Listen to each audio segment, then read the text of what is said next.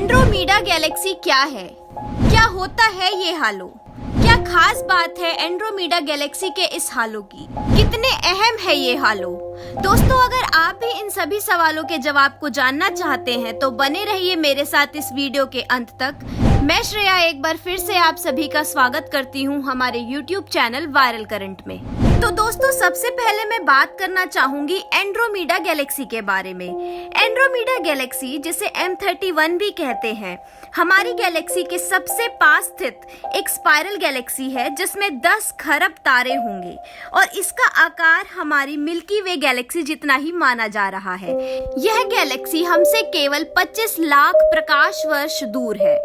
यह हमारे इतने पास है कि शीत ऋतु के आकाश में सिगार के आकार जैसा प्रकाशीय दिखाई देता है। दोस्तों, प्रकाश वर्ष यानी लाइट ईयर। लाइट ईयर की अगर मैं बात करूं तो यह डिस्टेंस की यूनिट को दर्शाता है। इसको आप ऐसे समझिए कि साल में जितनी लाइट वैक्यूम में ट्रैवल करती है वो लाइट ईयर है। दोस्तों, जिससे आप समझ पाए कि यह डिस्टेंस कितना बड़ा है और लाइट कितनी जल्दी ट्रैवल करती है वैक्यूम के अंदर, इसके लिए मैं आपको बताना चाहूंगी कि लाइट की एक्चुअल स्पीड वैक्यूम के अंदर 3 × 10⁸ मीटर पर सेकेंड है। यानी 1 सेकेंड में लाइट 3 × 10⁸ मीटर जितना डिस्टेंस ट्रैवल करती है। और इसी चीज को अगर हम किलोमीटर के टर्म्स में देखें तो यह डिस्टेंस लगभग 2,99,792 किलोमीटर पर सेकेंड का है।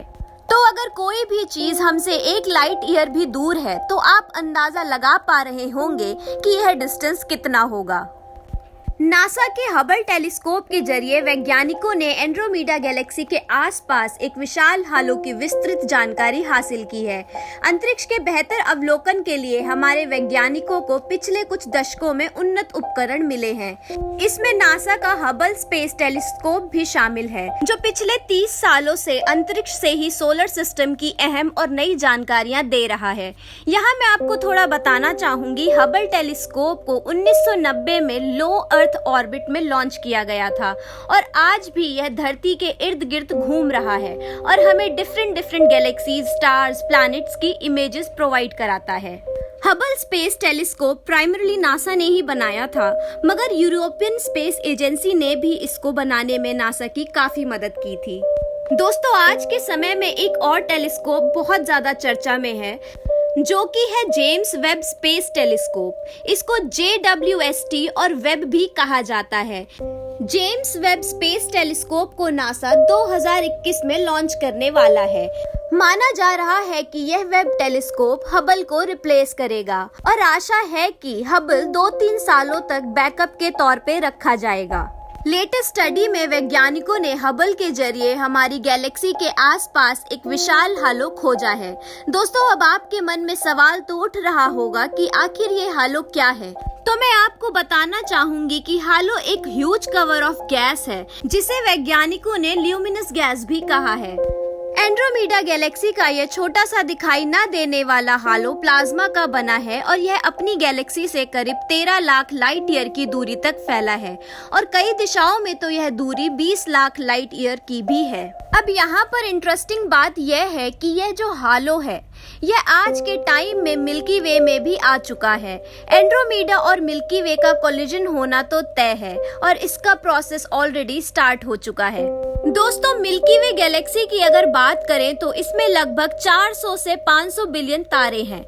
सन भी एक स्टार ही है, तो ऐसे ही 400 से 500 बिलियन स्टार्स हैं मिल्की वे में। सिर्फ स्टार्स ही नहीं, प्लैनेट्स भी हो सकते हैं इसमें।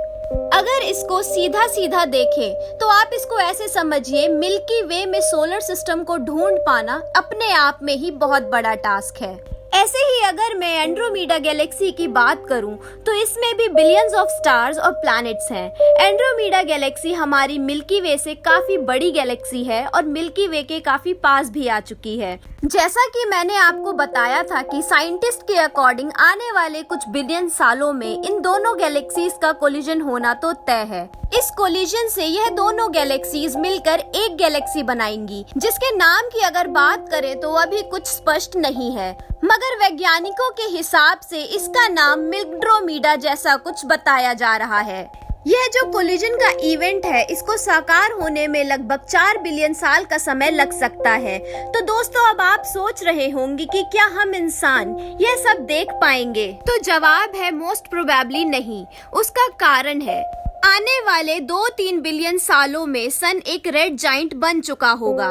इसको आप ऐसे समझिए कि सन का तापमान या टेम्परेचर इतना ज्यादा बढ़ चुका होगा कि धरती पर रह पाना मुश्किल हो जाएगा, अनलेस हम कोई टेक्नोलॉजी ना ढूंढ ले या किसी और प्लेनेट पर शिफ्ट कर जाएं, या अंडरग्राउंड जैसा कुछ कि हम धरती के नीचे रहने लगे। अगर ऐसा कुछ पॉसिबल नहीं हुआ तब तक तो ह्यूमंस इतने लंबे समय तक सरवाइव नहीं कर पाएंगे। वहीं अगर इस सिनेरियो को थोड़ा हाइपोथेटिकली देखें तो आने वाले कुछ मिलियन सालों में आगे जाकर सोलर सिस्टम के बाहर एक सेफ और नया प्लैनेट बसता है, तो उस केस में अंतरिक्ष का बिल्कुल अलग रूप देखने को मिलेगा। बहुत सारे स्टार्स होंगे और चांसेस है कि बहुत सारे सुपरनोवा भी बन जाएं और उस समय सब कुछ पूर्णतः बदल जाएगा। दोस्तों, यहाँ मैं आपको सुपरनोवा के बारे में थोड़ा बताना चाहूंगी। बेसिकली लैटिन भाषा में नोवा का मतलब होता है न्यू। सुपरनोवा एक ऐसा इवेंट है जो स्टार की अपने आखिरी एवोल्यूशनरी स्टेज पर होता है। इसको आप ऐसे समझें कि एक स्टार की जब डेथ होती है, उसी प्रोसेस को सुपरनोवा का नाम दिया गया है।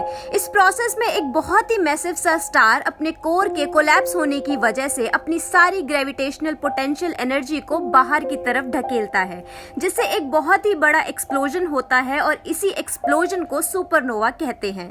दोस्तों, अभी की समय की अगर बात करें तो जो कोलिजन होना है उसकी शुरुआत हो चुकी है। वैज्ञानिकों का यह मानना है कि एंड्रोमेडा गैलेक्सी और मिल्की वे गैलेक्सी को कांटेक्ट करने में अभी कई मिलियन साल लगेंगे।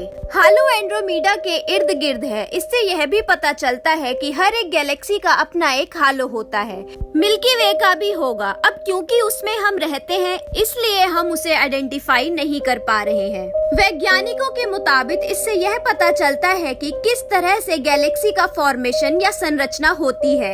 एक बार जब किसी भी गैलेक्सी में स्टार्स बन जाते हैं तो उस गैलेक्सी की बची हुई गैस उसके आसपास लिंगर करती है और ग्लो करती है। नासा ने अभी यह जानकारी दी है कि यह हालो एक रिजर्वोयर ऑफ गैस है जिसके अंदर फ्यूल होता है स्टार्स की फॉर्मेशन के लिए एक गैलेक्सी के अंदर। इस हालो की खोज को विज्ञान की दुनिया में एक बहुत बड़ी अचीवमेंट माना जा रहा है और इसी के साथ यह भी अनुमान लगाया जा रहा है कि इस हालो से हमें तारों की संरचना की अधिक जानकारी भी प्राप्त हो सकती है। तो दोस्तों, आज के लिए बस इतना ही। अगर आपको यह वीडियो इन्फॉर्मेटिव लगा तो आप इसे लाइक करें, शेयर करें और हमारे YouTube चैनल वायरल करंट को सब्सक्राइब करना ना भूलें। धन्यवाद।